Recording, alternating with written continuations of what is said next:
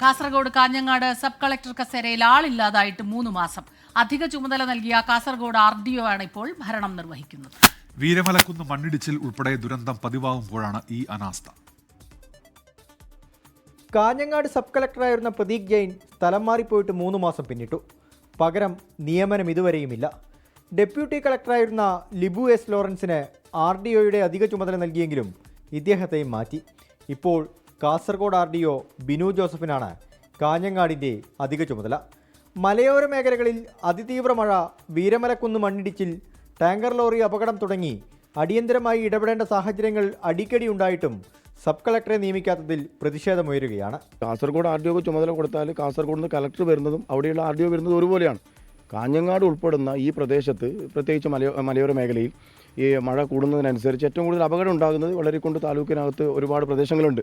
ഇപ്പോൾ RDO സ്ഥിരമായ സംവിധാനം ഇല്ല എന്നുള്ളത് വളരെ ഈ ജില്ലയെ സംബന്ധിച്ച് ഏറ്റവും പരിതാപകരമായ ഒരു അവസ്ഥയാണ്. കാഞ്ഞങ്ങാടിൻ്റെ അധിക ചുമതല ലഭിച്ച കാസർഗോഡ് RDO ബിനു ജോസഫ് ജില്ലയിലേക്ക് സ്ഥലം മാറി എത്തിയിട്ട് 1 മാസമേ ആയിട്ടുള്ളൂ. ജില്ലയിലെ സ്ഥലങ്ങൾ പോലും കൃത്യമായി മനസ്സിലാക്കുന്നതിന് മുൻപാണ് കാഞ്ഞങ്ങാടിൻ്റെ അധിക ചുമതല കൂടി ലഭിച്ചത്. ദുരന്തങ്ങൾ ഉണ്ടാകുമ്പോൾ അടിയന്തരമായി ഇടപെടേണ്ടത് RDOയാണ്. കാഞ്ഞങ്ങാട് ഭാഗത്തെ മലയോര മേഖലയിലെ വിഷയങ്ങളിൽ ഇടപെടാൻ ജില്ലാ ആസ്ഥാനത്ത് നിന്നും RDO എത്തേണ്ട അവസ്ഥയാണ് നിലവിൽ. 24 കാസർഗോഡ്.